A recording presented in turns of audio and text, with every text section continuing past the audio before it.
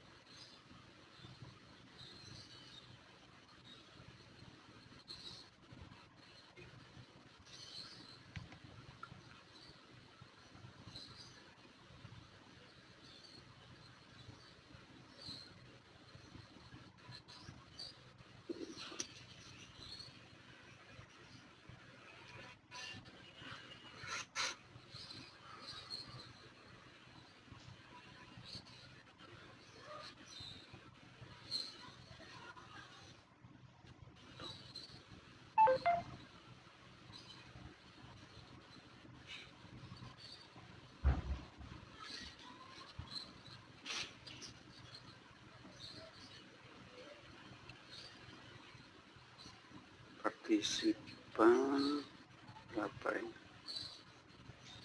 Karena sudah jam 8, kita mulai aja ya. Baik Pak, baik Pak. Baik Pak.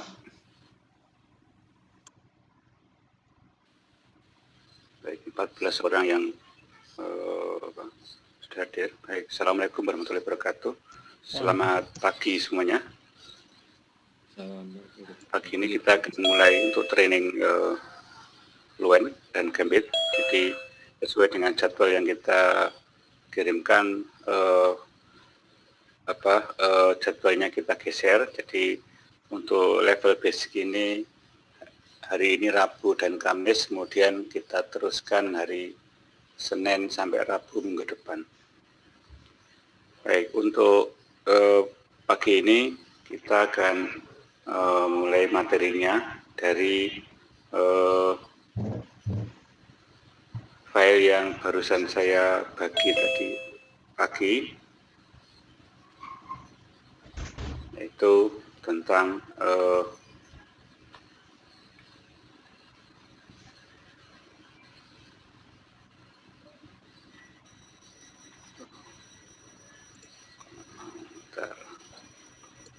pengenalan dasar dari CFD. Ini secara umum semua CFD punya karakter seperti ini.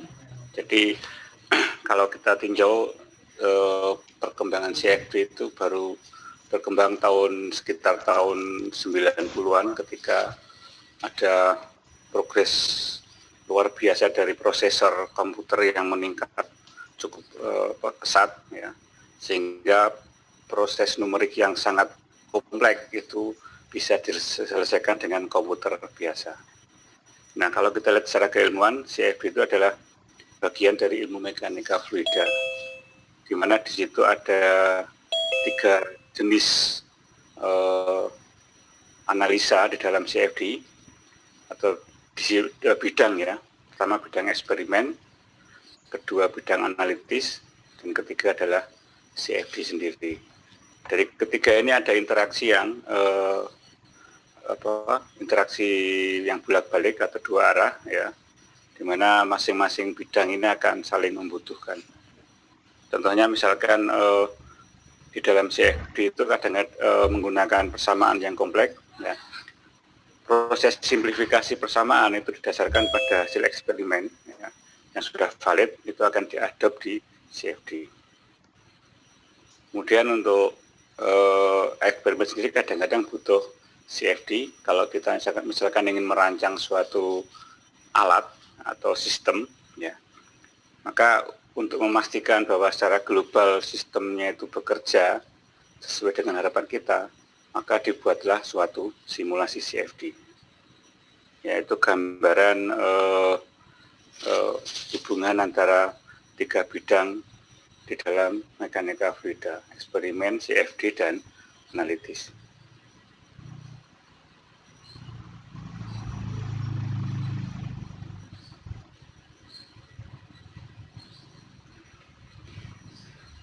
Nah, kalau kita lihat penggunaan CFD itu sangat luas sekali penggunaannya. Jadi karena sifatnya yang general, ya, CFD bisa dipakai di berbagai bidang.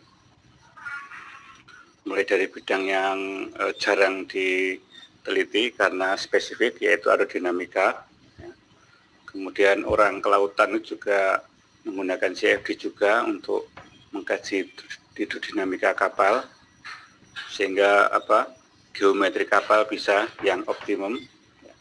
Nah, ini yang ketiga, ini bidang Anda semua, jadi pembangkit energi itu upaya peningkatan efisiensi reliability dari power plant itu bisa dibantu dengan simulasi CFD.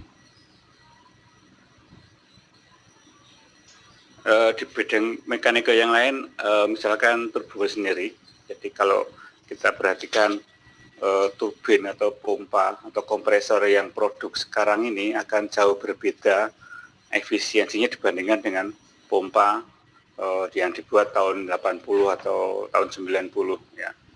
Pompa itu kalau yang ukuran besar, ya, yang kalau dibuat sekarang ini mungkin bisa sampai 85% lebih mungkin efisiensinya karena geometrinya sudah optimal. Nah, di teknik kimia juga menggunakan CFD, tapi kebanyakan untuk proses reaksi kimia, termasuk pembakaran, proses mixing, dan proses separasi. Nah, ini orang lingkungan juga menggunakan CFD, tapi mungkin dia disimplifikasi, ya, disederhanakan menjadi 2 dimensi, kebanyakan, ya, untuk memodelkan pencemaran atau polutan, ya. Kalau menyebar di dalam badan air atau di udara seperti apa, itu mereka menggunakan simulasi juga. Orang sipil hidrodinamika juga menggunakan CFD, ya, untuk memprediksi aliran sungai atau drainase dari sistem yang besar. Nah, yang dua terakhir ini yang advance, ya, yang jarang kita jumpai, yaitu meteorologi dan biomedis. Meteorologi ini biasanya dipakai untuk negara kontinental, ya, yang benua yang luas itu karena iklimnya ekstrim, mereka perlu memprediksi. Suaranya putus-putus, Pak Nur. Begitu. Bentar. Oke, Pak. Ini Pak Feni. Sekarang sudah jelas, ya? Apa mic saya ini ya mungkin, ya? Dari sini jelas, lancar, Pak. Mungkin lancar, Pak, dari sini, Pak. Ya? Jelas, Pak. Alhamdulillah lancar, Pak. Lancar. Baik. Jelas, Pak. Kita teruskan, nanti mundurnya gimana?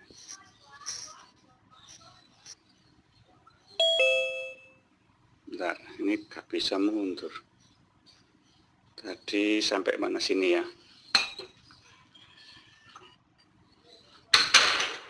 Oke, kita teruskan, ya. Jadi meteorologi itu untuk kasus di mana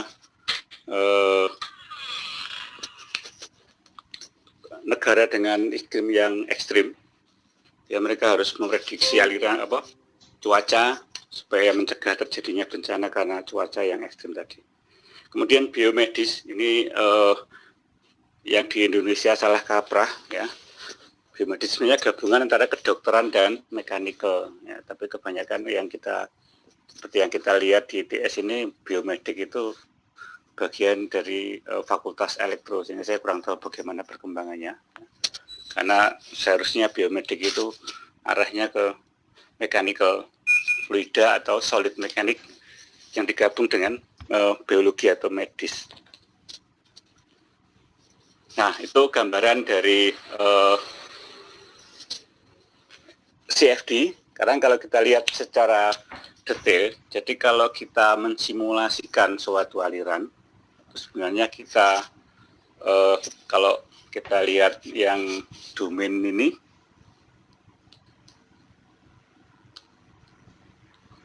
ya, domain ini.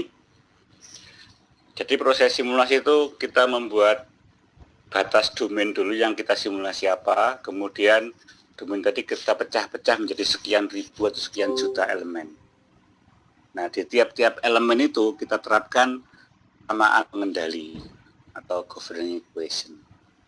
Ya, sehingga nanti hasil akhirnya akan ada satu set persamaan aljabar linier ya, yang bisa kita selesaikan dengan metode eliminasi. Di numerik itu kan ada eliminasi Gauss-Jordan dan sebagainya. Nah, itu hanya basic aja. Karena untuk solvernya CFD itu butuh metode yang jauh lebih kompleks. Nah, kita lihat di sini persamaan pengendali dikelompokkan menjadi beberapa ruas.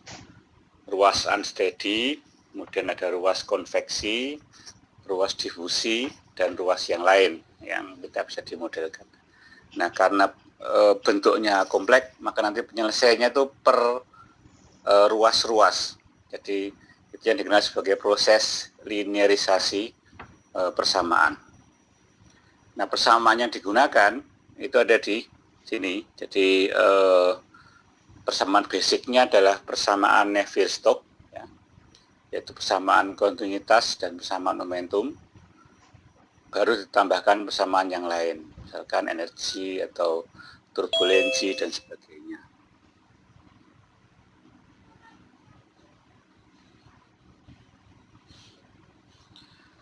Nah, ini kalau kita kelompokkan lagi, jadi persamaan secara umum dari governing equation itu adalah persamaan diferensial parsial orde 2, di mana di situ ada minimal ada 4 variabel ya. 4 variabel itu adalah waktu, space, 3 dimensi, X, Y, dan Z, sehingga karena sangat kompleks tidak mungkin diselesaikan secara analitis. Nah, secara numerik persamaan pengendali itu akan diselesaikan sesuai dengan sifat ruasnya, yaitu transien, konveksi, tekanan, difusi, dan Shostak.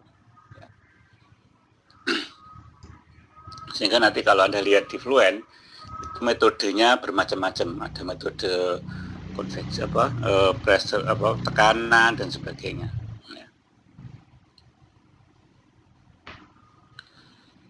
Nah, ini adalah langkah dasar dari CFD untuk kita simulasi, ya. Pertama adalah mengidentifikasi problem dan pre-processing. Jadi langkah ini kita mendefinisikan tujuan dari simulasi itu apa. Itu harus kita fokuskan dulu. Karena kalau enggak, nanti domainnya akan berubah-ubah. Ya. Harus kita definisikan. Kita simulasi mau apa dulu. Itu pertama. Yang kedua, dari tujuan ini kita definisikan domain yang akan dimodelkan. Setelah ditentukan domainnya, baru kita membuat grid grid ini kita membangun domain, kemudian di dalam domain itu kita pecah menjadi beberapa elemen. Nah, setelah pre-processing, kemudian proses solver. Ini ya proses numerik yang saya katakan tadi, ya, basicnya semacam Gauss-Jordan atau Gauss-Seidel, tapi ini jauh lebih kompleks. Nah, ini ada beberapa setup numerical model, ya. Kemudian kita proses, kita iterasi atau kita compute, lalu kita monitor proses iterasinya. Nah, di sini harapannya adalah selalu kondisi yang ideal adalah selalu konvergen. Ya, idealnya seperti itu. Ya, kalau konvergen, maka hasil simulasi kita itu akan bisa akurat. Nah, setelah kita iterasi, kemudian kita perlu menampilkan hasil. Jadi walaupun hanya menampilkan hasil, kita butuh mempelajari prosedurnya, karena fasilitas post-processingnya sangat banyak. Jadi semua variabel itu bisa kita tampilkan, ya. Kemudian tampilannya bisa berubah grafik, kontur maupun vektor, sehingga kita perlu juga belajar post-processing dari suatu software. Nah, dari hasil ini kita bisa evaluasi apakah hasil kita itu make sense enggak, rasional enggak, secara ilmu mekanika fluida, secara fenomena fisik. Kalau enggak, kita perlu memperbaiki simulasi. Memperbaiki ini bisa memperbaiki meshing, ya, merubah metode numerik model numerik yang kita gunakan, ya, atau yang paling sering adalah merubah pemodelan turbulensi. Ya. Nah, itu langkah dasar dalam proses simulasi. Ya, untuk menentukan tujuan dari pemodelan, ya, ada beberapa pertimbangan yang harus kita perhatikan. Jadi yang pertama adalah hasil apa yang kita harapkan dan dipakai untuk apa, ya, itu yang penting, ya. Jadi kalau kita misalkan untuk misalkan kalau di pekerjaan itu hanya sekedar preliminary analisis, ya, itu kita cukup dengan simulasi yang kasar. Tapi kalau kita ingin simulasikan yang detail, ya, kita harus membuat meshing yang rapat, ya, simulasi yang akurat. Ya. Kemudian model fisik apa yang kita perlukan.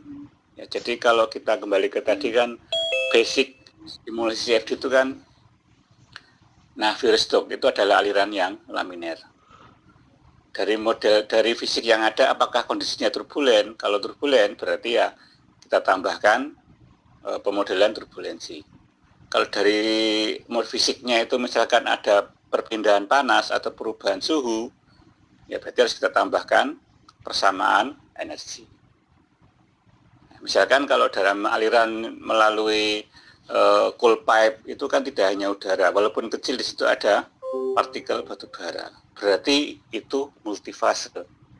Kita tambahkan lagi multifase. Jadi semakin banyak model fisik, itu konsekuensinya akan semakin kompleks simulasinya dan butuh waktu yang semakin lama. Ya, itu model fisik yang perlu dipertimbangkan apa. Kemudian yang ketiga adalah tingkat akurasi yang diperlukan. Nah, ini yang penting, ya.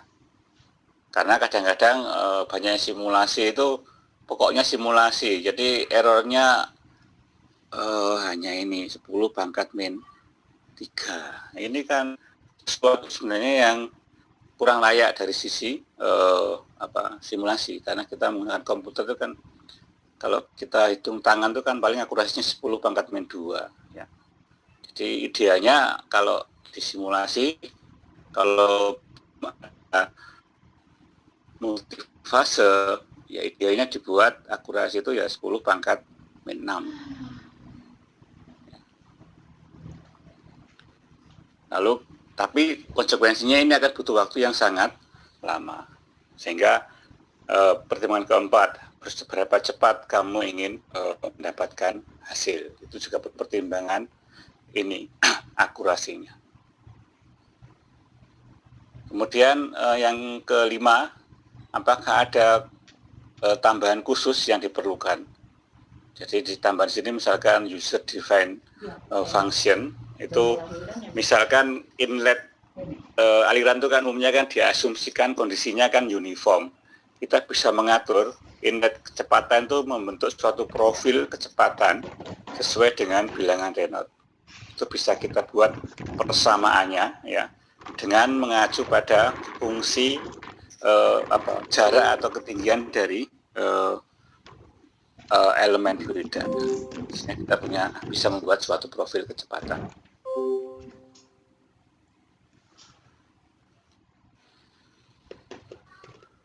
Nah, yang pertama tadi, identify the domain you will model. Ini kalau kita mengidentifikasi model, kita harus memilih domain mana yang kita simulasi. Ini ada 4 pertimbangan. Bagaimana kita memisahkan dengan sistem secara keseluruhan, ya, domain yang kita buat, kemudian di mana simulasi mulai dan berakhir. Ya. Nah, dari mulai dan berakhir tadi kita harus menentukan syarat batasnya apa.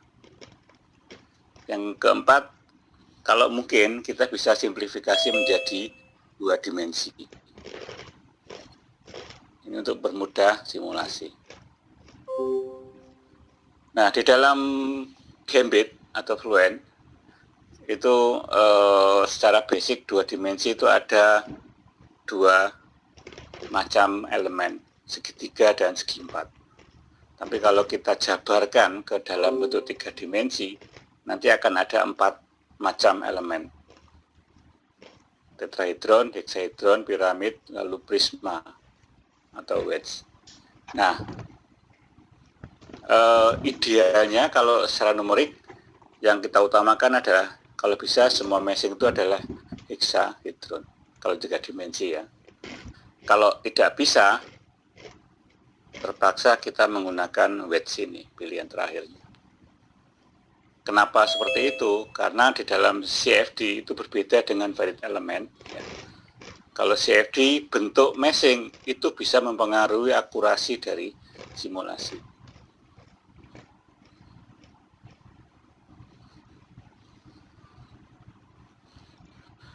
Nah, ini contoh konsekuensi dari meshing 3 dimensi tadi. Kalau geometrinya simple, ya, kita bisa menggunakan quad atau hex mesh, ya, hexahedron mesh. Ya. Ini akan menghasilkan kualitas solusi yang lebih bagus. Nah, ini walaupun bentuknya yang di ujung kiri ini lingkaran, ini kan bisa kita dekati seperti segi 4. Jadi kalau kita tarik garis, ini adalah sisi dari segi 4 yang ada ini. Jadi ada 1, 2, 3, 4. Jadi ada 4 sisi dari lingkaran yang berubah menjadi sisi dari segi 4. Nah, kalau seperti ini, walaupun penampangnya berubah, maka perubahan elemen dari ujung kiri ke kanan ini akan berubah secara gradual. Ini yang kondisi yang ideal yang kita harapkan. Nah, problem lainnya kalau sudah kompleks geometrinya seperti yang di bawah ini, tidak mungkin kita buat hex ya. Ini dibuat otomatis ya. Meshingnya ya gabungan dari macam-macam meshing. Nah, umumnya meshing seperti ini itu akan lemah di dalam memprediksi aliran yang dekat dengan dinding. Lalu meshing yang lain itu ada metode yang namanya hybrid. Hybrid itu gabungan antara meshing hex dengan meshing tetrahedron atau segitiga. Misalkan combustion chamber dari ICE ya. Jadi saluran masuk chambernya itu bisa kita gunakan wedge, tapi transisi dari sini ke sini itu gabungan dengan TET. Di sini misalkan ada valve-nya intake valve, ya itu juga punya pengaruh dalam kompleksitas meshing. Ya. Nah, itu kenapa kita tetap menggunakan Gambit, ya, karena Gambit itu adalah tool yang paling bagus untuk membuat meshing yang fleksibel menyesuaikan geometri dari aliran.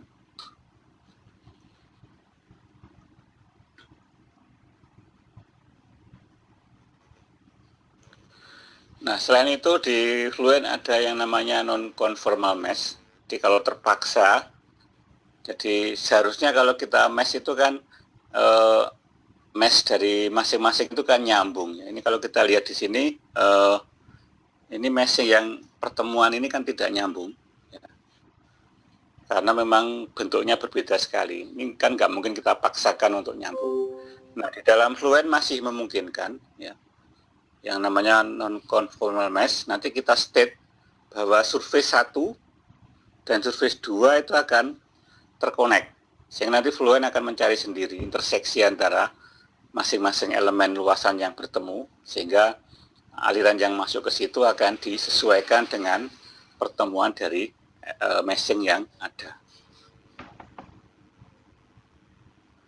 Itu untuk non-conformal mesh.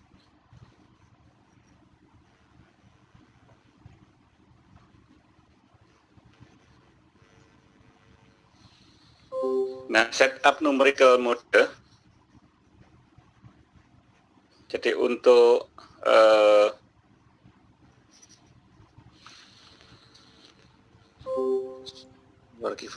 select physical model. Nah, ini physical model yang kita pakai itu apa?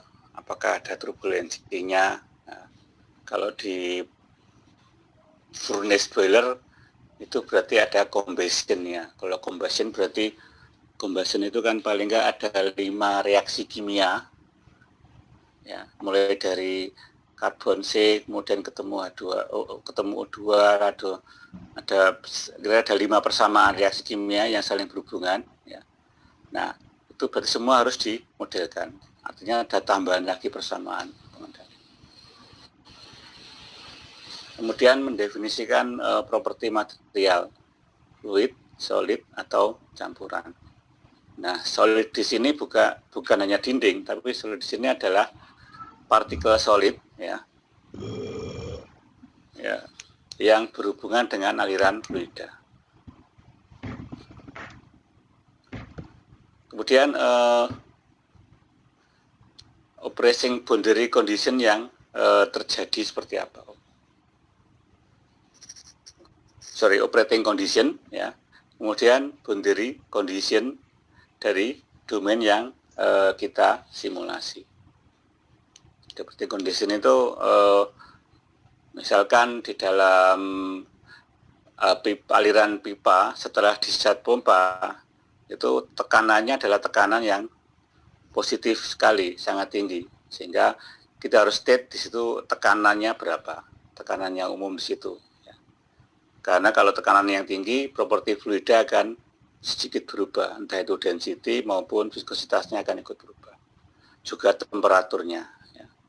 Kemudian kalau misalkan kondisinya saluran pompa yang di suction, tekanannya kan vakum, sehingga kita state di situ operating condition tekanannya umumnya berapa nilainya. Itu adalah operating condition. Kalau boundary condition, ya bagaimana fluida masuk di dalam domain, kemudian bagaimana fluida keluar, lalu diinteraksi dengan solid wall-nya, apakah dindingnya diam, ya, seperti di furnace boiler, atau dindingnya itu berputar kalau kita memodelkan aliran di dalam pompa, misalnya blade-nya itu kan berputar, berarti wall-nya itu kita putar dengan putaran tertentu. Nah, berikutnya adalah initial solution, jadi initial guess ini ya. Jadi kita beri nilai awal yang kecil sekali tapi mengarah ke aliran yang sesuai. Ini tujuannya supaya proses iterasi bisa lebih cepat.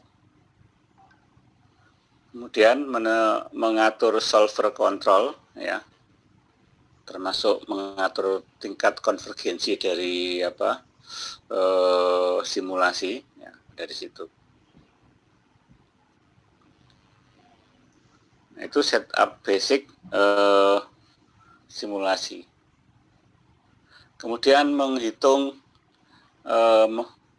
mendapatkan solusi dari simulasi atau iterasi ini ya, compute solution.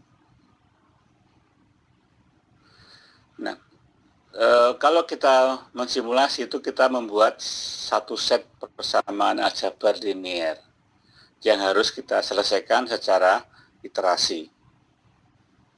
Sehingga kita harus masukkan iterasi itu maksimal berapa kali. Kemudian yang kedua, convergence kriteria harus kita tentukan. Tadi misalkan kita set konvergensinya 10 pangkat min 6. Ya. Kemudian jumlah iterasinya saya set sebanyak 10.000 iterasi misalkan. Ya, kalau saya simulasi ya sampai 10.000 kali konvergensinya belum tercapai, ya simulasinya akan berhenti. Sebaliknya kalau sampai 5.000 iterasi sudah konvergen, iterasinya juga berhenti.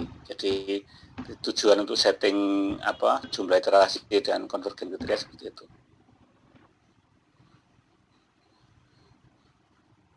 Nah, akurasi dari hasil itu tergantung pada 3 hal ini. Penggunaan model fisik yang sesuai, itu yang penting. Kemudian grid resolution and independence. Jadi akurasi grid dan independensi grid. Itu kenapa di dalam kalau kita simulasi untuk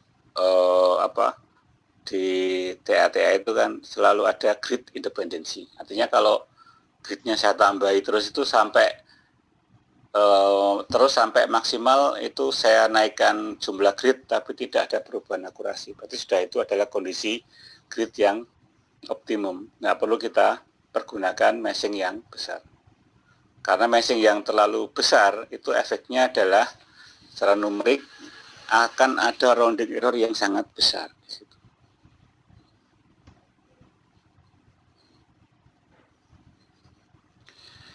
Nah, setelah itu kita lewati semua, maka nanti kita akan mendapatkan hasil yang berguna untuk engineering purpose. Ya. Karena saya tekankan di sini simulasi itu bukan hanya sekedar running program, tapi kita harus mendapatkan hasil yang seakurat mungkin. Ya. Sehingga perlu beberapa langkah. Itu kenapa kalau TA topiknya simulasi itu malah lebih lama dibandingkan dengan TA yang eksperimen. Ya. Karena simulasi tidak mungkin sekali jadi, tapi harus ada beberapa repetisi atau pengulangan. Nah, yang berikutnya adalah mengevaluasi hasil.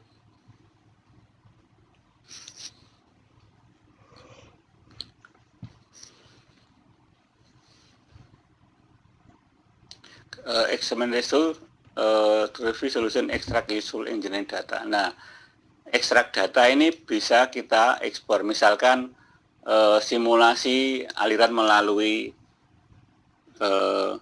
ducting gitu ya.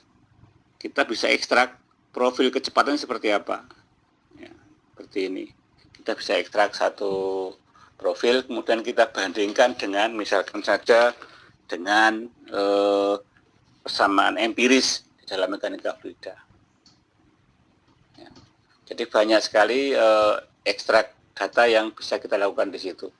Entah itu kecepatan, tekanan, suhu, dan sebagainya. Dan bisa kita bandingkan dengan hasil eksperimen.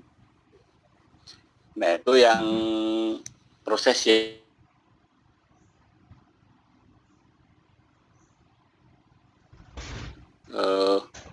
validasi simulasi.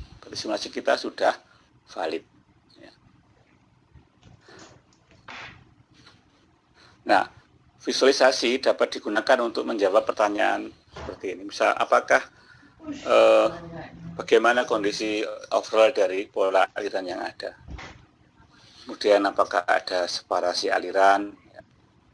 Kalau kita lihat dari vektor kecepatan secara keseluruhan itu kan kita pasti ada melihat pusaran kecil di situ, berarti di situ ada separasi. Kemudian apakah ada shock atau shear layer dan sebagainya.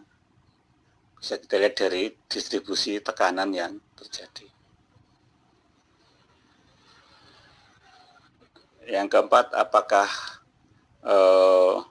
semua kunci dari aliran itu bisa dimodelkan. Ya. Kemudian kita lihat apakah model fisik dan syarat batasnya itu sesuai. Ya, ini yang penting. Nah, ini yang harus kita hati-hati adalah ini, boundary condition. Ini jadi simulasi itu kondisi fisiknya sulit atau tidak, itu kalau di dalam simulasi itu hanya dilihat di boundary condition. Lalu apakah ada masalah di konvergensi? Jadi kadang-kadang kalau kita simulasi itu kalau kita monitor residualnya, ini errornya itu hasilnya gini-gini terus, nggak turun-turun. Nah, umumnya kalau seperti itu pasti ada satu lokasi di dalam domain itu ada aliran yang berpusar seperti ini. Contohnya kalau ada simulasi silinder itu susah untuk mencapai konvergen, ya. Karena kalau kita simulasi flow di belakang silinder ya, kan flow-nya begini ya. Di sini ada pusaran seperti ini. Nah ini kalau kita simulasi sulit untuk konvergen karena olakan di sini akan menyebabkan berubah-ubah terus kecepatannya. Itu problem di dalam konvergensi. Kemudian hasil numerik itu bisa kita ekstrak dengan beberapa tool, ya. Misalkan menghitung gaya lift, gaya drag, lalu average heat transfer coefficient, lalu surface average yang lain, misalkan tekanan gaya karena tekanan di suatu permukaan dan sebagainya, itu bisa kita ekstrak semua di situ. Ya. Nah ini ada beberapa tool yang dipakai untuk mengevaluasi hasil. Ya. Pertama grid, kontur dan vektor. Kemudian ada pathline atau particle trajectory, ya. Ini untuk simulasi partikel solid ya di dalam fluida. Kemudian ada XG-plot, lalu yang keempat ini yang animasi, ya, untuk menggambarkan kondisi transient dari aliran. Kemudian untuk tool reporting itu bisa kalau secara global ya, integral ya, flux balance-nya berapa, lalu average surface atau volume integral. Jadi misalkan total energi dari suatu volume itu bisa kita hitung di situ. Kemudian kesetimbangan gaya dan momen yang terjadi juga bisa kita hitung. Jadi nanti ada tool yang bisa Anda explore di situ. Nah, ini consider revision to the model. Jadi hasil simulasi tidak langsung bisa dipakai, tapi perlu kita pertimbangkan apakah kita perlu improvement simulasi atau tidak. Pertama, pertimbangan physical model, apakah sesuai, apakah flow-nya turbulent atau enggak. Ya.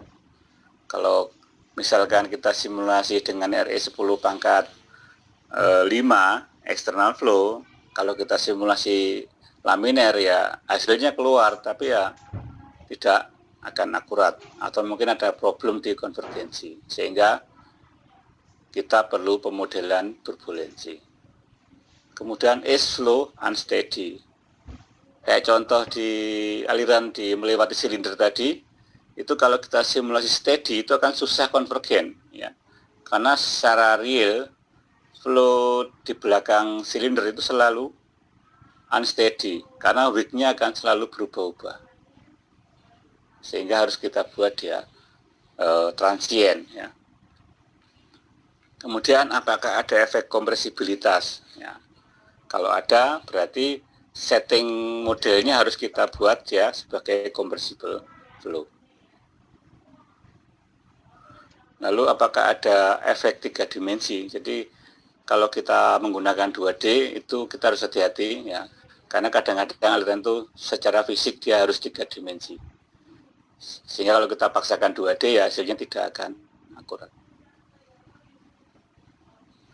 Kemudian apakah boundary condition itu sesuai? Ya, ini yang penting ya. Contohnya di dalam outlet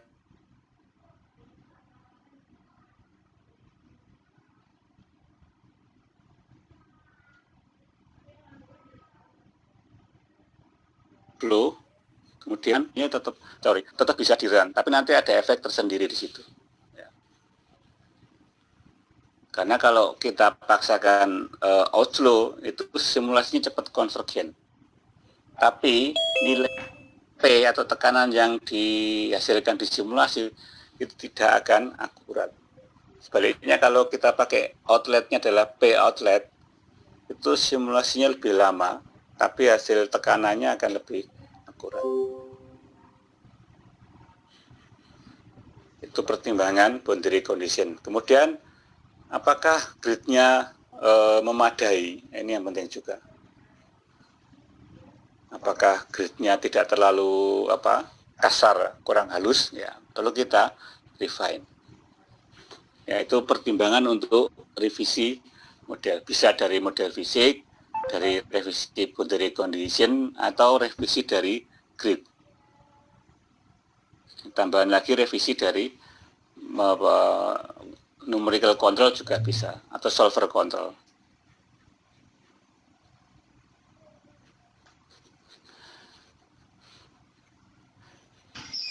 Nah, ini tadi kita review langkah-langkah yang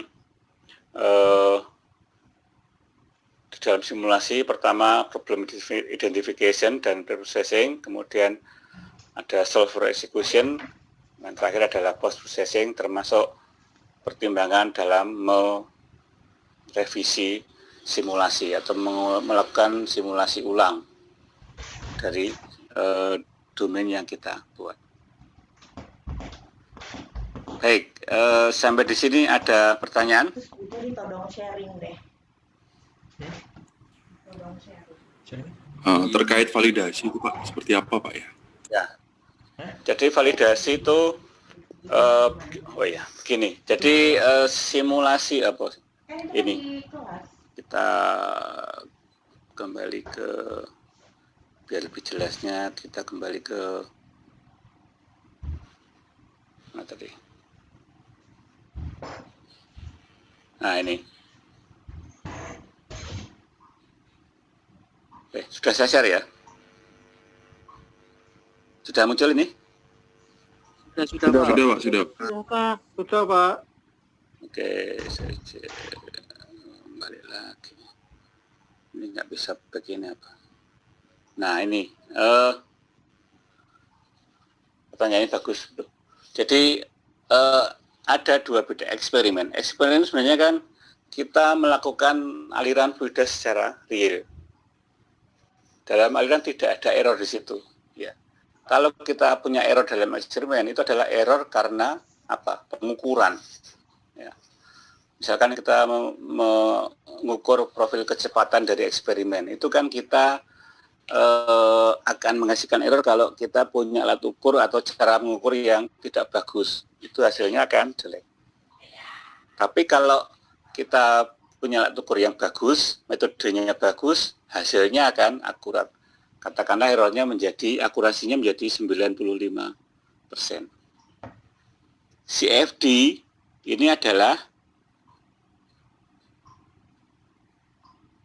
numerik. Numerik itu pasti ada dua macam error. Apa itu? Rounding error dan truncation error. Jadi numerik tidak akan pernah menghasilkan nilai yang eksak. Dia hanya aproksimasi. Ya. Sehingga kemungkinan errornya bisa maksimal bisa 90%. Tapi ini minimalnya ya errornya.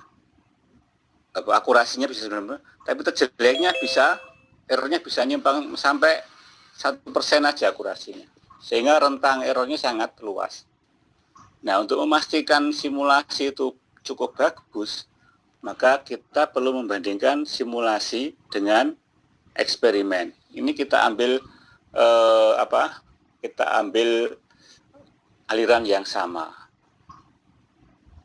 Contohnya misalkan aliran melalui sudden expansion seperti ini. Ini kan aliran yang simple sebenarnya ya. Ada flow terekspansi ke sana. Ya. Ya. Ini kalau kita simulasi, belum tentu kita akan mendapatkan hasil yang bagus. Karena ada proses ekspansi aliran di situ. Ya. Untuk memastikan bahwa simulasi kita bagus, kita bandingkan. Ini sudah ada hasil eksperimennya. Ya. Kita ambil cari posisi di sini X berapa. Kita kita ekstrak kecepatannya seperti ini misalkan. Ya. Nah, grafik profil kecepatan tadi kita bandingkan dengan eksperimen. Ya. Antara numerik dan eksperimen kita plotkan. Kalau sudah sangat dekat, berarti dapat kita katakan simulasi kita sudah valid. Sehingga itu yang namanya validasi simulasi. Jadi untuk memastikan bahwa saya punya simulasi yang akurat. Apa dasarnya? Sudah saya validasi dengan eksperimen. Itu maksud dari validasi simulasi. Ya, problemnya adalah tidak semua konfigurasi aliran itu ada hasil eksperimennya. Contohnya untuk memodelkan aliran di boiler itu, di furnace itu kan tidak ada validasi numeriknya, ya, karena tidak ada yang buat eksperimen seperti itu. Walaupun disimplifikasi dengan suhu yang normal, itu sangat susah. Itu problemnya di situ. Jadi untuk kepentingan riset atau penelitian, ya, biasanya diambil geometri yang simple, tapi harus harus akurat simulasinya. Itu ada langkah validasi numerik. Itu maksudnya validasi. Jelas ya? Iya, iya Pak, jelas Pak ini. Tapi ketika ini belum ada eksperimennya gimana Pak ya? Misalkan itu kan satu pipa. Nah, kita Ya. itu mau bikin numerik 2 pipa misalkan seri atau paralel gitu. Kan misalkan belum adanya yang satu gini, eksperimennya atau data operasinya ada. Tapi ketika paralel 2 pipa belum ada hasil eksperimennya. Gimana ya kayak gitu? Ya, bisa kita dekati dengan satu pipa dulu. Kita bandingkan hasilnya. Kalau sudah confident, baru kita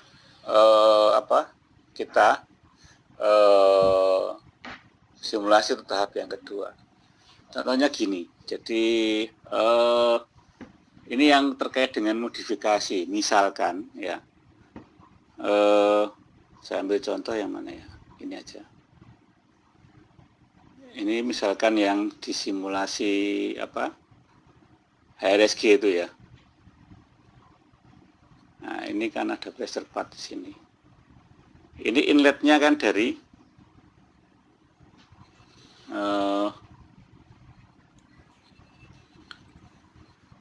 Turbin gas, exhaust turbin gas ya. Ya. Ya. Di sini biasanya ada reheater ya.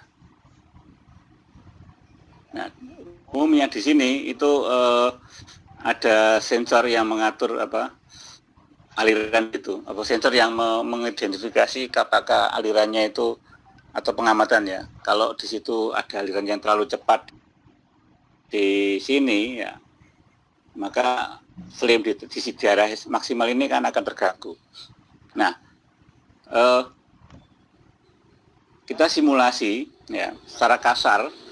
Kalau misalkan dalam simulasi ternyata di sini ada kecepatan yang sangat tinggi dan secara fisik di lapangan kita lihat misalkan di situ flame di daerah ini terganggu, itu kan berarti kan simulasi kita sudah valid.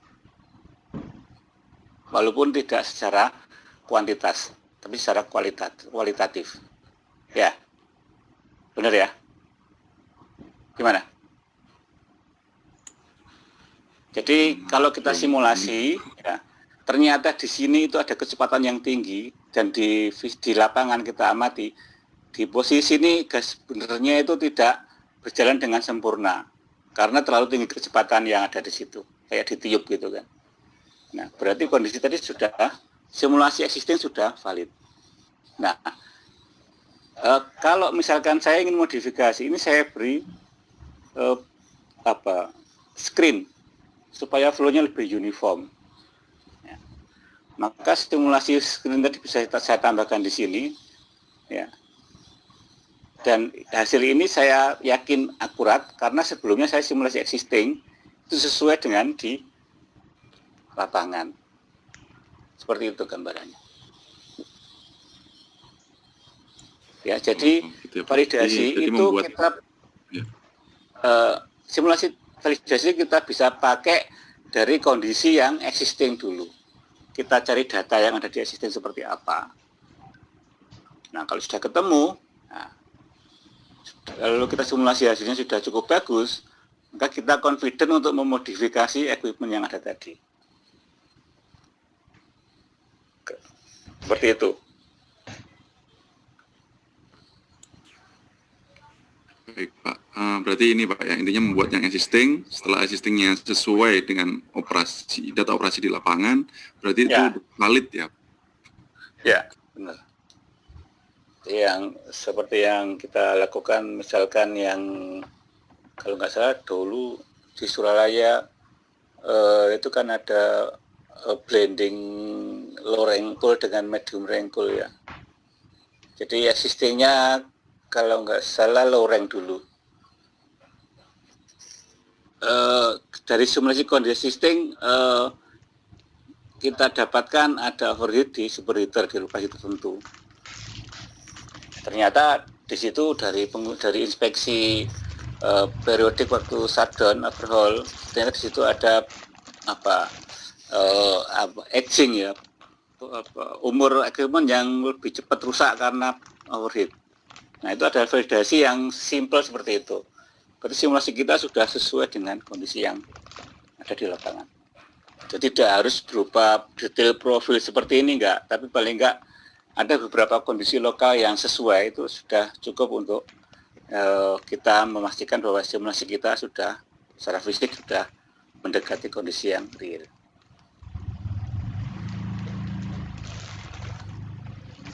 Jelas ya?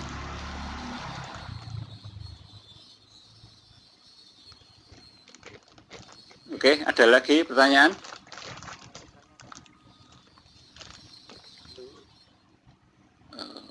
Izin bertanya Pak. Ya, silakan. Kalau untuk formula itu kita yang input manual atau emang udah ada kayak semacam template ya di gitu? Formula ini kan ini tugasnya software. Jadi Anda menambahkan model fisik, apakah itu turbulen atau multifase, itu secara otomatis nanti software akan menambahkan persamaannya. Jadi gitu. Jadi mana ya? Kita tidak menghitung. Jadi yang menghitung adalah komputer. Kita hanya perintah aja. Saya butuh perpindahan panas. Saya klik atau saya pilih model kontrol perpindahan panas. Nanti akan ditambahkan persamaannya. Saya pengen model multifase. Saya aktifkan multifase. Nanti akan ditambahkan sendiri oleh software persamaan multifase. Seperti itu. Tapi kalau kita nambahkan, itu akan menambah beban dari simulasi, sehingga terlalu banyak persamaan, nanti ya hasil simulasinya kan butuh waktu yang semakin lama. Itu problemnya di situ. Ya. Jadi saya tampilkan ini sebenarnya supaya Anda paham bahwa pengaturan di simulasi itu sebenarnya efeknya adalah dari proses fenomena fisik sama numerik yang sangat kompleks tadi. Sehingga kita harus hati-hati dalam memilih di dalam simulasi tadi. Pilihan option di dalam simulasi. Oke, ada lagi pertanyaan? Mau melanjutkan untuk tanya apa? Halo? Tes. Baik, kalau sudah jelas, mungkin bisa kita lanjutkan ke materi yang utama.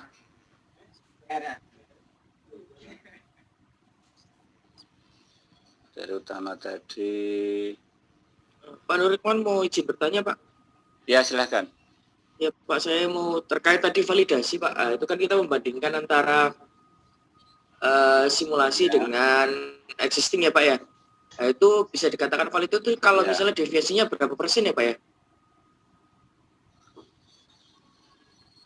Ya, kalau simulasi itu 90% sudah sangat bagus. Ya. Jadi yang umum, kadang simulasi itu hanya kita mengambil trennya. Jadi pola alirannya sudah sesuai dengan kondisi real, itu sudah bagus. Kalau kita bandingkan secara numerik 90% berbeda, akurat, itu sudah sangat bagus. Oh, berarti parameter Karena realnya. Oh ya, berarti parameternya 2 itu ya, Pak ya. Jadi flow visual sama tadi kalau misalnya hasil secara numeriknya itu misalnya hanya ada 10% error, berarti udah oke, Pak ya. Ya, sudah sangat bagus itu.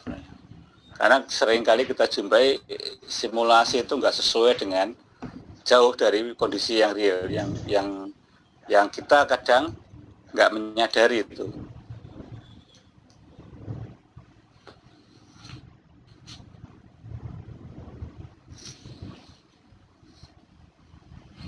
Ya, tuh.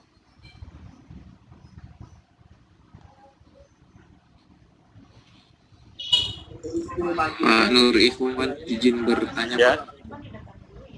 Terkait error tadi kan ada yang 10 pangkat min 3 sama 10 pangkat min 6 ya, Pak ya. Yang ideal itu 10 pangkat min 6 ya, Pak ya. Ya, Itu kita bisa tahu nilai itu tuh dari mana ya, Pak ya? itu kita setting. Oh, oke, Pak. Jadi gini, kalau di numerik itu ya, di numerik itu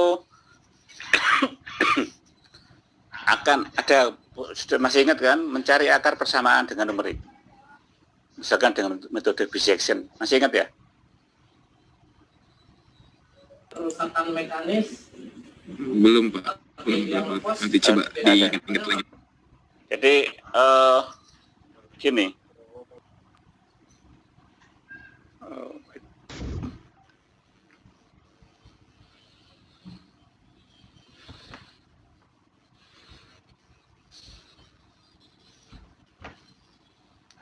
Sebentar. Tadi pertanyaannya apa?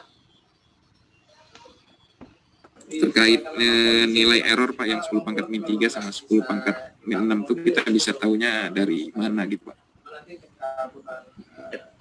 Itu target yang kita buat. Ini whiteboardnya tadi kok kayaknya ini. Jadi misalkan yang simple aja, ini X. X ini akar estimate itu misalkan 3 nilainya. Ya. Kalau ini kita masukkan di sini sama dengan 1. Ini nilainya kan X sama dengan 3, ini kan berarti nilai F-nya berapa? Belum terlihat, Pak Nur. 0 kan? Tuh, sorry. Masih blank, Pak. Belum share screen ya? Masih suci. Oke. Masih putih. Tak gelem, enggak mau berarti anu aja, kembali ke sini aja, orang-orang di sini. Ini aja. Jadi ini di sini ya. Ambil di sini aja. Ini X. Yang simple aja, akar persamaan. Ini kalau saya menghitung ini posisi X sama dengan 3 ini adalah akar persamaan. Nilai F-nya berapa? 0 kan? Pak, masih putih ya, Pak ya? Masih putih, Pak. Tampilannya belum ada tulisannya, Pak. Tuh. Oh, bentar. Oh, yang tadi.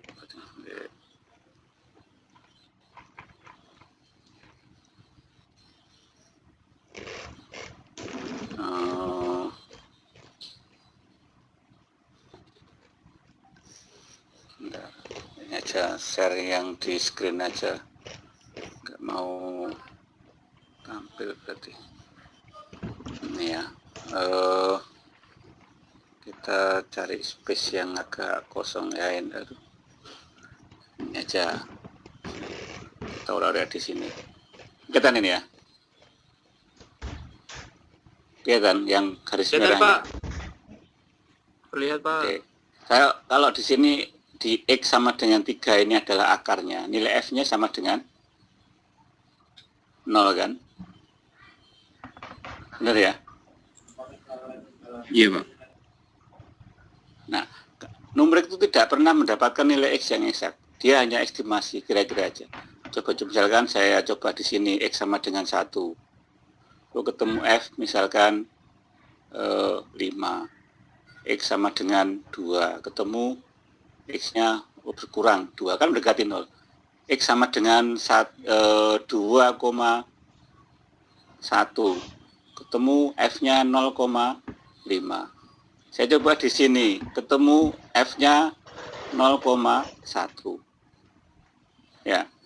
Semakin dekat di sini, misalkan X sama dengan 2,8. F-nya ketemu 0,01. 2,9, 0,003 misalkan. Nah, ini kan kalau kita bandingkan dengan 0, berarti ini kan errornya itu ada berapa? 10, 3 kali 10 pangkat min 3. Nah, kalau kita diminta menghitung iterasi sampai 10 pangkat min 6, berarti kita naikkan X-nya ini. Ya. Misalkan berapa? 2,9 berapa? Sampai errornya, selisihnya antara X yang sebenarnya dengan X yang kita cari itu maksimal 10 pangkat min 6. Dari kelautan. Itu prinsipnya. Oke. Terima kasih, Pak. Berarti dari input yang kita inputkan, Pak, ya, nilai yang kita input. Gitu ya. Oke. Ya, jadi kita pengen akurasi seberapa itu tergantung. Jadi Berarti kalau untuk dikatakan ideal itu 10 pangkat min 6, Pak. Mendekati 10 pangkat min 6, Pak. ya. Oke.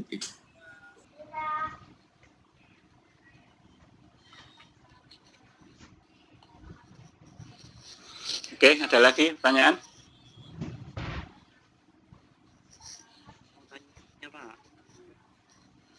Gimana? Sudah ya?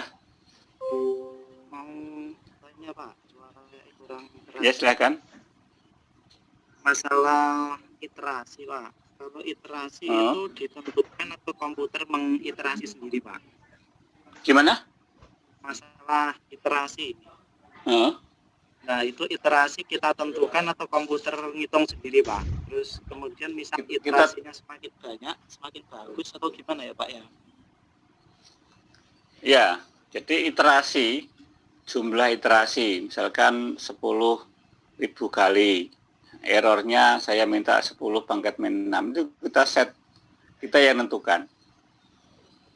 Jadi nanti komputer itu akan menghitung terus sampai ketemu salah satu ini. Ya. Kalau sudah ketemu salah satu, prosesnya akan berhenti. Jadi itu untuk kriteria untuk menghentikan simulasi dengan dua cara itu. Ya. Berarti semakin Jadi kita yang menentukan. banyak iterasi semakin bagus atau gimana ya Pak ya? Ya, semakin bagus seharusnya. Ya. Tapi jangan lupa, secara numerik kalau kita mengulang-ulang proses, itu errornya kan ada dua. Rounding errornya kan semakin besar. Sehingga kalau kita iterasi sampai misalkan sampai 1 juta iterasi nggak konvergen, ya mungkin nggak akan pernah konvergen. Ya. Karena roundingnya kan semakin menumpuk. Nah, ini problem juga di dalam numerik, sehingga di dalam numerik itu tidak ada jaminan. Kalau saya semakin banyak iterasi akan semakin akurat, enggak. Malah justru bisa sebaliknya. Ya. Nah, lalu bagaimana saya bisa mendapatkan simulasi yang bagus? Ya, kita membuat meshing yang bagus, ya. Lalu parameter kontrol yang sesuai, kita masukkan boundary condition yang sesuai. Itu yang penting. Minimal Sehingga di iterasi dalam ada ya, ya Pak. Untuk minimal nggak ada. iterasi berapa? Nggak ada. Kalau saya simulasi yang simple ya 5-10 iterasi selesai. Tapi iterasi yang misalkan saya simulasi ini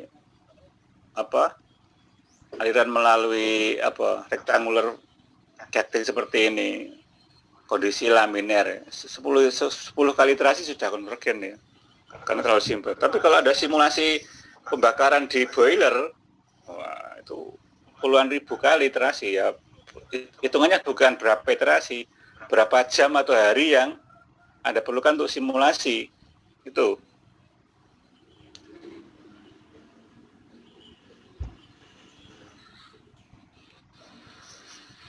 Berarti kalau semakin besar yang disimulasikan, berarti iterasinya juga harus makin banyak ya Pak ya?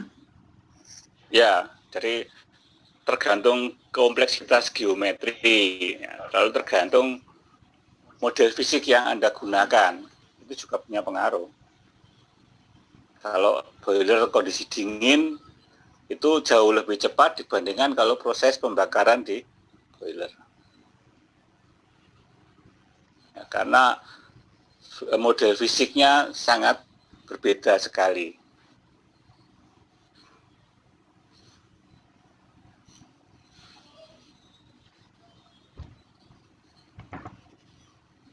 Iya Pak, terima kasih. Oke, baik. Pak Ada Nur lagi? Iwan, Pak Ya. Iwan, terkait simulasi dikatakan konvergen tadi, maaf kalau saya lupa. Kalau dikatakan konvergen itu ketika apa Pak? Apa aja syaratnya gitu Pak maksudnya? Ya, konvergen ketika kita set di sini, ini kondisi yang kita harapkan, konvergen. Jadi kalau kalau saya simulasi yang kondisi yang aliran laminer, berarti kan variabel alirannya kan apa? Kecepatan U, V, W, ini kan. Lalu Ya. persamaan kontinuitas. Kontinuitas artinya total massa yang masuk harus sama dengan massa yang keluar. Nah, kalau semua 4 parameter ini nilainya sudah di bawah kriteria yang kita buat, sudah konvergen, berhenti dia. Itu yang bagus seperti itu. Oke. Terima kasih Pak Nur. Ya. Nah, makanya kalau Anda nambahkan misalkan turbulen, itu akan ada tambahan persamaan K dan epsilon. Kalau Anda tambahkan perbedaan panas, nanti ada E atau temperatur. Jadi semakin banyak yang harus konvergen di situ. Sehingga prosesnya juga semakin lama. Oke, terima kasih Pak. Ya, oke. Ada lagi?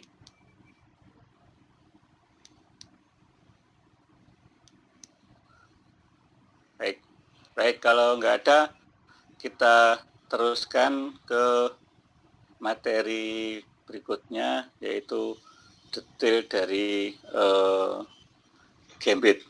Ya, gambit tadi.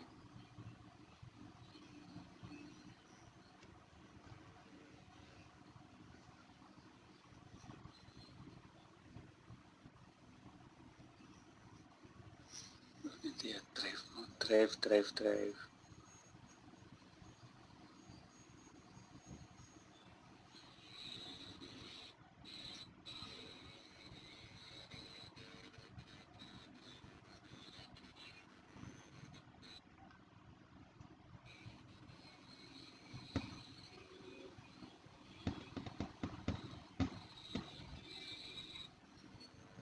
Kok kayaknya, waduh.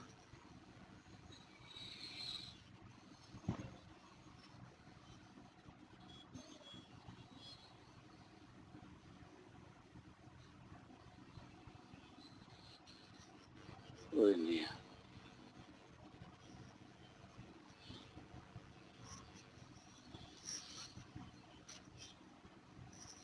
Kita download dulu aja.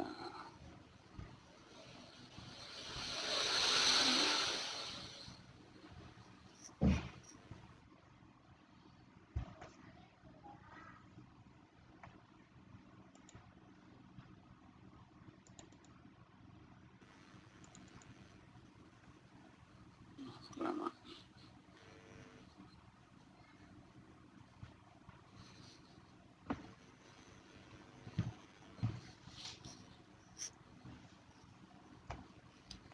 Baik, kita teruskan ke materi yang berikutnya, yaitu detail dari software pre-processing untuk Fluent, yaitu Gambit. Jadi tadi secara umum software CFD itu ada 3 kelompok, yaitu pre-processing, solver, dan post. Khusus Gambit yang terpisah adalah pre-processingnya, khusus Fluent, sorry. Jadi Gambit itu adalah software pre-processing untuk Fluent. Nah, sebenarnya Gambit itu singkatan dari Geometry and Mesh Building Intelligent Toolkit. Jadi dia punya tool yang sangat lengkap untuk menghasilkan meshing yang bagus.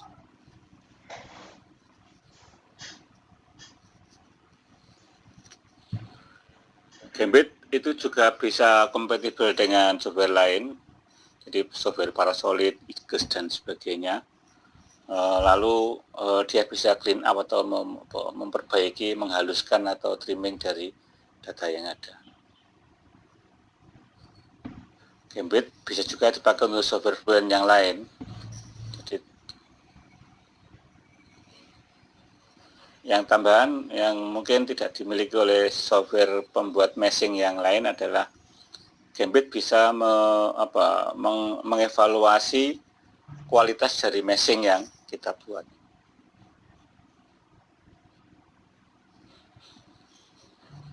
Nah, di dalam Gambit itu ada urutan langkah dalam proses pengoperasian. Pertama adalah solve equation, ya, menyelesaikan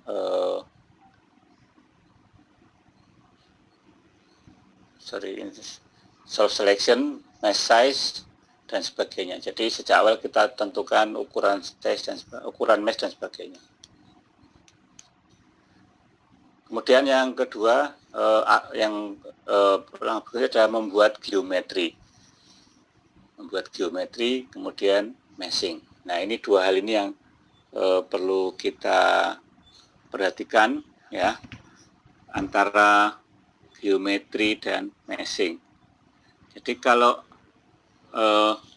geometri itu kita menggambarkan domainnya, sedangkan meshing itu kita membuat elemennya. Ini semacam geometri, semacam cetakan dari barang yang kita buat. Paham ya, bisa bayangkan ya. Di satu buah cetakan bisa kita pakai untuk membuat beberapa buah benda. Jadi geometri yang kita buat di Gambit itu bisa kita pakai untuk membuat beberapa macam meshing. Misalkan meshing yang elemennya akurat, kecil-kecil, atau meshing yang kasar, ya, yang elemennya besar-besar. Itu bisa seperti itu. Nah, karena itu dalam Gambit nanti ada 2 macam entity utama, geometri dan meshing. Ya. Oke, nah ini adalah geometri dari Gambit yang ada. Jadi ini ada 5 menu utama yang bisa kita pakai. Pertama, main menu bar, ini adalah menu file dan sebagainya, pull down menu, ya. Kemudian yang bawah kanan ini command line, bawah kiri command line. Jadi apapun yang kita bisa mengetikkan langsung perintah di sini, semacam kayak AutoCAD itu ya, ada command line-nya. Nah, yang di tengah bawah ini description window, ini kalau kita sorot ke sembarang, dia akan menjelaskan ini menu untuk apa saja. Kemudian yang kanan bawah global control, ini untuk mengatur secara keseluruhan, secara global tampilan dari layar di Gambit. Misalkan kita ingin buat 1 window atau 4 macam window, kita pengen simula isometric view atau plan view ke arah X, Y, Z, ada di global control. Lalu yang kanan atas ini operation toolpath ini adalah bentuk utama pilihan utama untuk proses pembuatan meshing.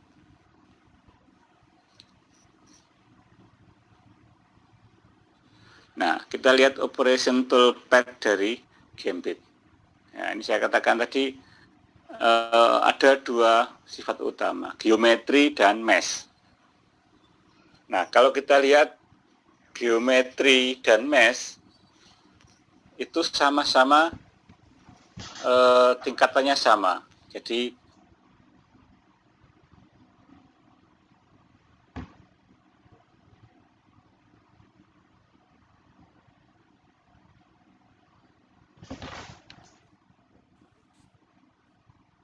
Halo, tes, Pak.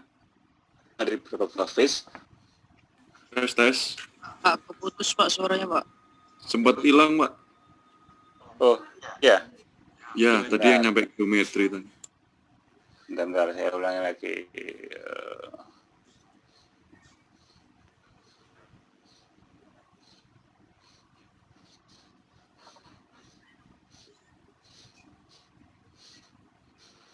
Bentar, mungkin karena download tadi.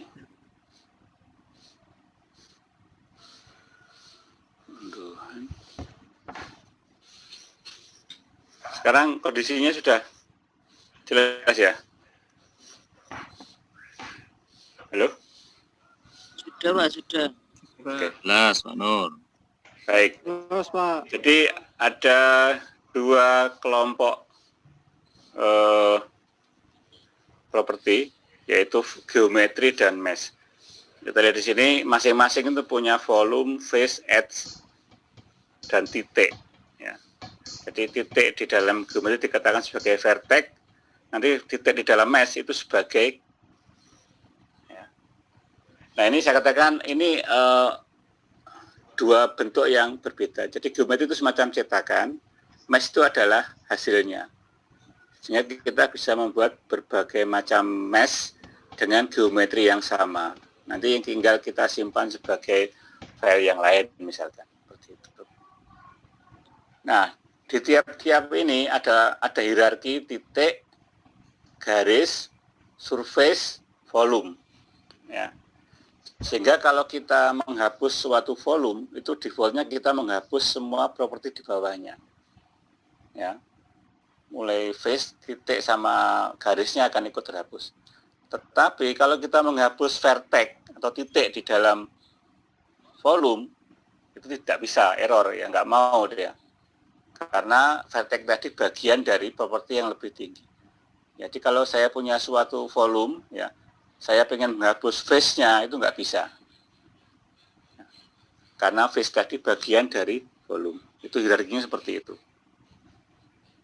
Nah, di dalam Gambit nanti ada urutan tadi, titik, garis, face, volume, baik untuk geometri maupun mesh. Kemudian kriteria yang kedua, kelompok yang ketiga, ini adalah zone.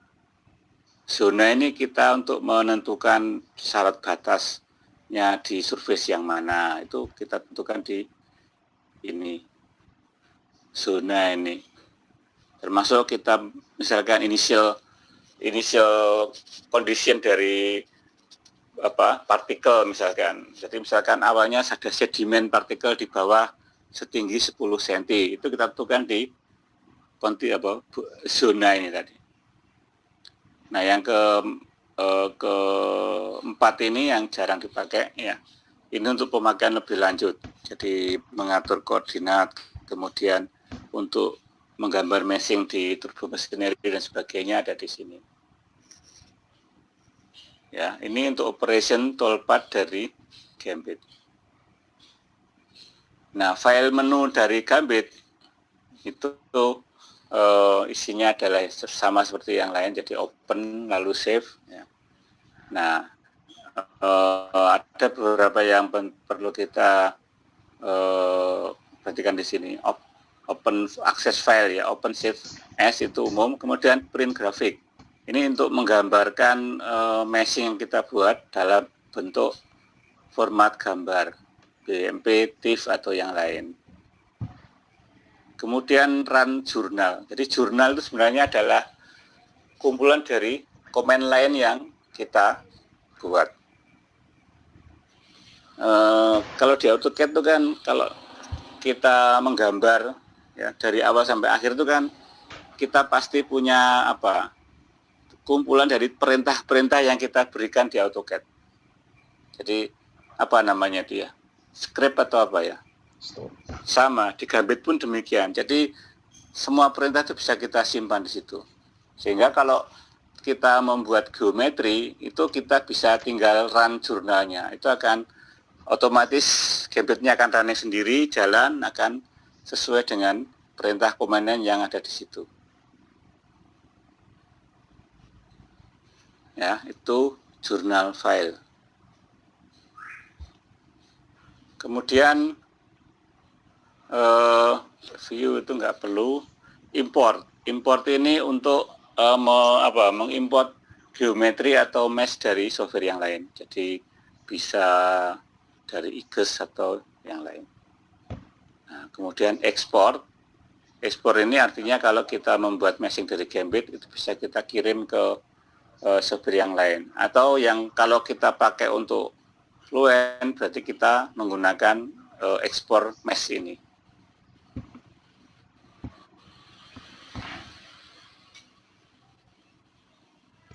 Nah, grafik user interface GUI. Jadi ini jarang dipakai. Jadi kalau kita membuat komen di AutoCAD bisa dimasukkan di sini.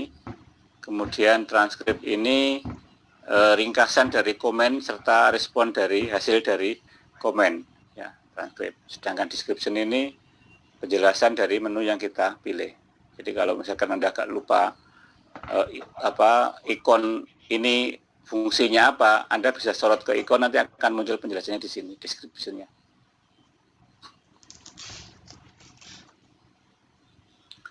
Nah, ini detail dari global control dari Gambit. Pertama, scale to fit.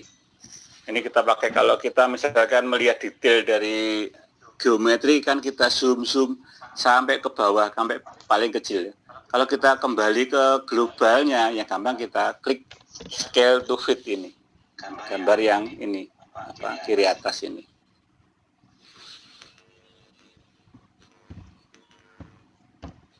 Kemudian orient model jurnal.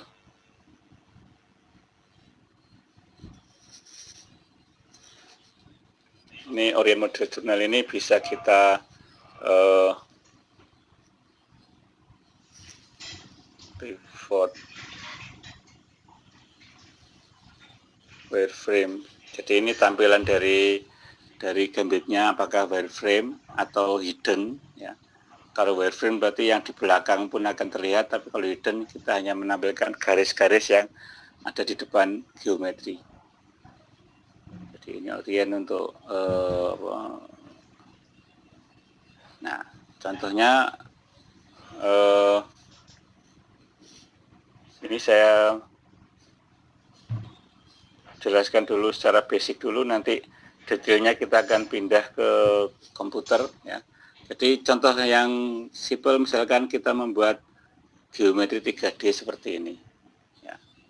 Nah, geometri ini, kalau kita lihat ukurannya seperti gambar, ya, penampang elipsnya 6x12, kemudian tingginya adalah 10, kemudian yang penampang rectangular itu adalah 10 kali 6.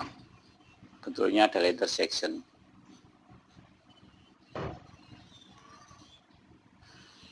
Nah, proses membuat geometri dalam Gambit itu ada dua, yaitu top down dan bottom up. Top down itu artinya kita membuat dari geometri yang paling tinggi, yaitu volume, yang kita modifikasi, kita potong-potong, ya, kita gabungkan. Ya. Lalu yang bottom up itu membuat geometri dari level yang paling bawah, dari titik ke garis, garis ke surface, surface ke volume. Nah, ini yang simpel dulu, kita modelkan dari top bottom ya, top down ya. Jadi kita buat geometri brick atau balok ya. Ya, lebarnya 10, tingginya 6 ya. Nah, kalau Z-nya 0 berarti Z itu sama dengan sebelumnya ya. Yaitu defaultnya 10 ya. Kalau kita apply nanti akan muncul seperti ini. Nah, ini kan kita view-nya kan XY. Nanti kalau kita rubah, kita putar ya isometrik, nanti akan tampak seperti ini. Ini kita lihat gambarannya dulu, nanti kita prakteknya setelah berikut ya. Nah, kemudian kita gambarkan silinder. Silinder defaultnya ada 2 radius ya. Jadi bisa elip ya. Kalau kita hanya isi radius 1, berarti radius 2-nya sama, atau dia bentuknya adalah silinder bulat. Ya, ada tinggi, radius 1, radius 2.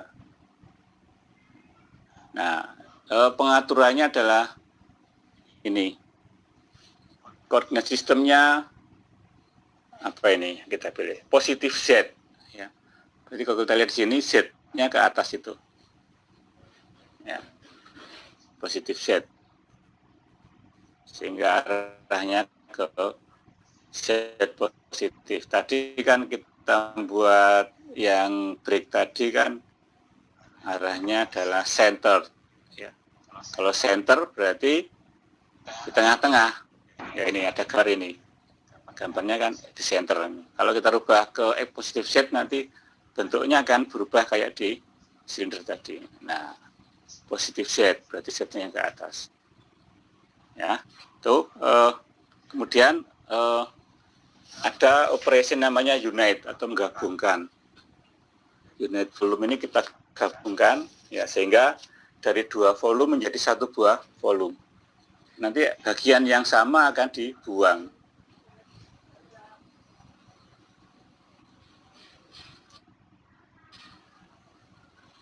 Nah, ini kalau kita lihat seperti ini kan agak kompleks. Itu bisa kita manipulasi displaynya.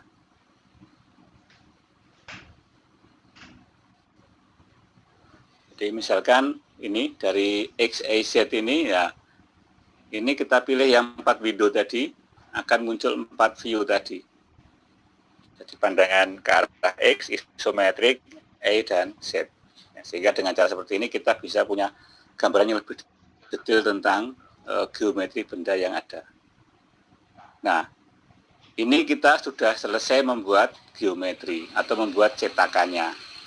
Bisa kita meshing langsung, misalkan kita mesh volume ya, kita ambil metode Cooper ya, kita hanya menentukan interval size-nya berapa, misalkan kita buat 0,5, nanti akan otomatis muncul generate mesh seperti yang di gambar ini. Nah, kemudian examine mesh ini bisa kita lihat. Examine mesh ini ada beberapa quality ya.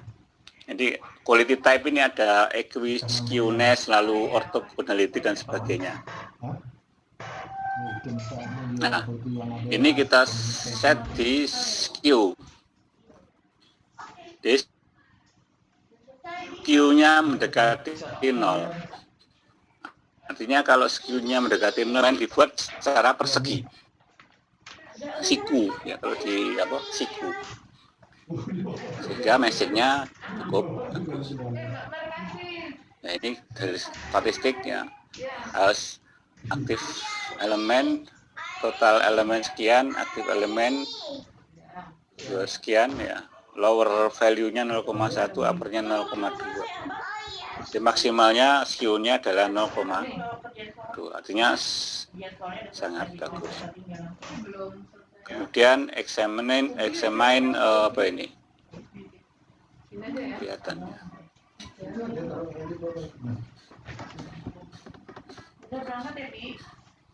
Katanya udah. Ini nanti kita coba examine. Oh, yang di atas ini nggak terlihat ya. Ini yang di atas ini tadi apa? Ring. Oh, tetap quality. Ini. Oh, ini kita geser di quality. Ini kalau kita geser nanti akan muncul yang buruk yang mana ya. Yang bawah ini kan kelihatan nanti contohnya kita lihat. Ya.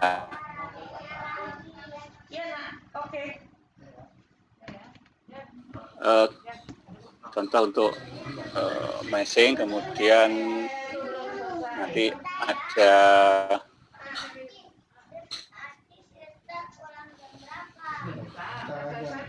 yang berikutnya nanti adalah membuat geometri dalam Gambit. Ini tutorialnya. Nah, geometri dalam Gambit ini nanti kita break jam 9.40 ya, 10 menit lagi.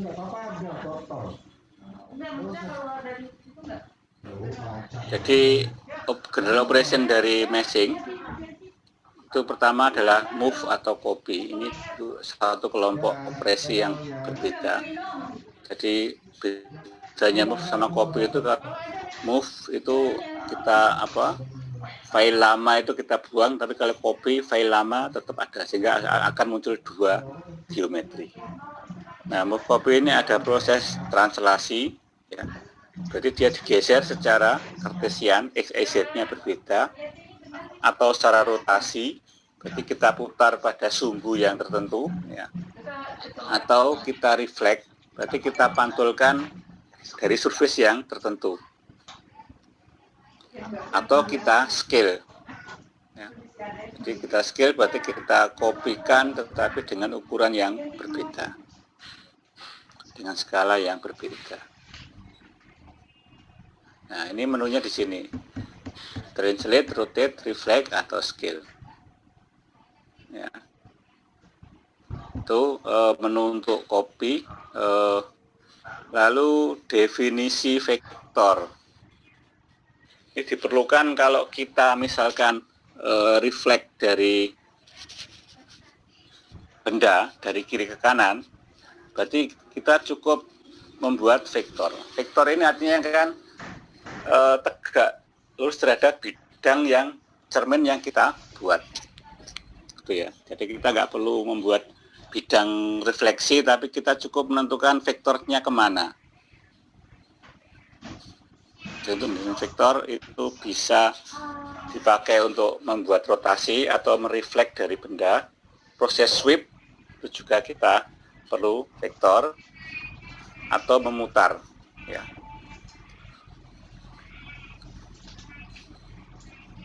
Nah, membuat vektor bisa kita tentukan dari koordinat sistem, misalkan ke arah X positif.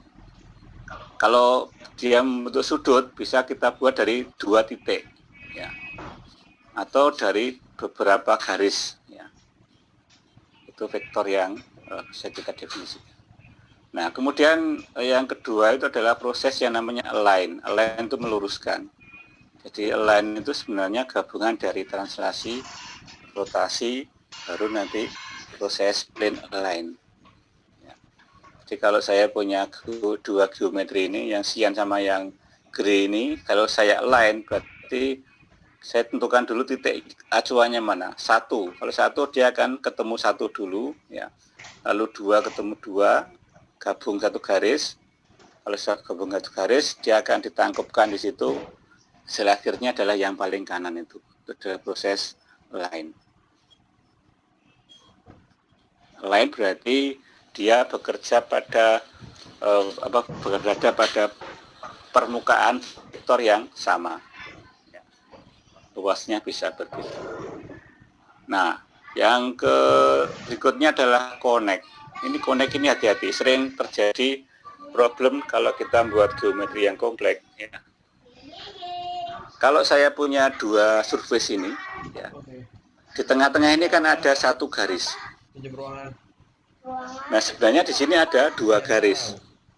Yang satu miliknya yang sebelah kiri, satu milik sebelah kanan.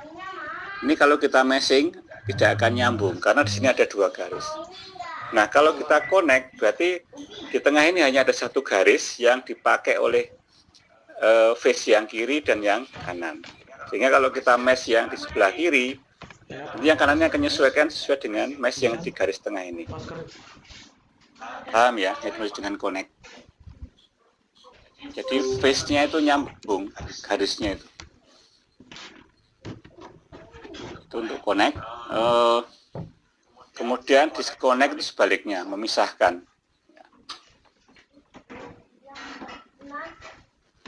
Nah, delete ini ada option. Defaultnya adalah lower geometry itu aktif. Artinya kalau saya mendelete garis, berarti titiknya juga ikut terhapus. Kalau saya mendelete volume, berarti face, edge, vertex semua akan terhapus. Tapi kalau ini saya matikan, maka saya hanya mendelete dari volumenya saja. Seperti itu. Geometric creation ini kita saya katakan bottom up dari bawah, vertex, edge, face sama volume. Kemudian yang top down itu dari primitive face atau primitive volume, misalkan silinder, sphere dan sebagainya, nanti kita potong-potong baru kita hasilkan bentuk akhir. Nah, yang paling bagus itu adalah bottom up, artinya kita mulai dari dasar, dari nol. Itu prosesnya kompleks, tapi koordinatnya akan akurat. Membuat vertex pertama ya. Kalau bottom up berarti membuat titik atau vertex. Titik dulu, garis, face, baru volume. Nah, titik ini bisa dibuat dengan koordinat atau pada garis, pada face, atau pada volume. Ya. Jadi pembuatan titik. Kemudian bottom up ini yang kedua adalah vertex creation. Ini nggak perlu ya, import text creation. Lalu membuat garis. Garisnya ada berapa pilihan, garis, arch atau circle, ya. Jadi kita tentukan titiknya di mana, mirip dengan AutoCAD nanti. Nah, ini pembuatan garis dari ellipse, arch, ya, start, center, start, sama end, ini yang kita perlukan.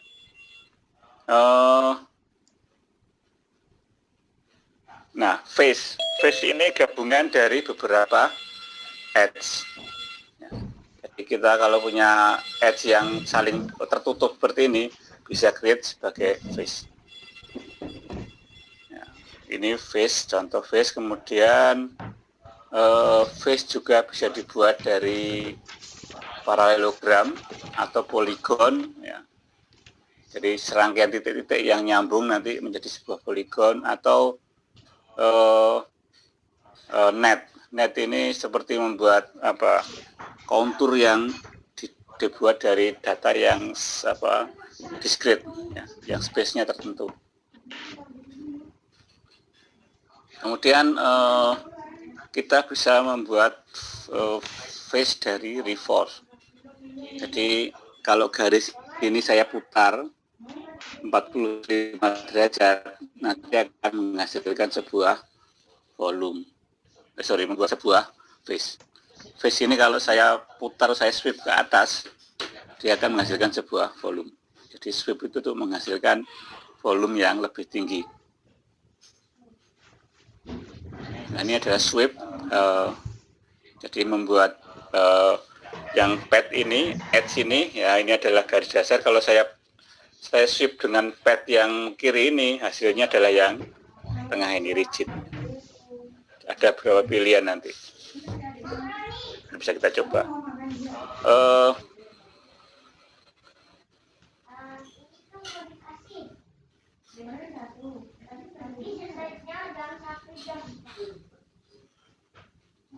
Single volume stitch ini menjahit, menggabungkan, kemudian ini revolve ini, ya saya gambarkan tadi revolve. benda ini kalau saya putar hasilnya seperti ini. Kemudian wireframe itu menggabungkan dari sekian banyak garis yang tersambung, terhubung akan menjadi sebuah face. Mirip seperti connect tadi, membuat surface dengan garis. Ini detail dari sweep. Baik, mungkin untuk sesi pertama ini saya akhiri dulu. Kita teruskan nanti kita break 10 menit dulu ya. Jam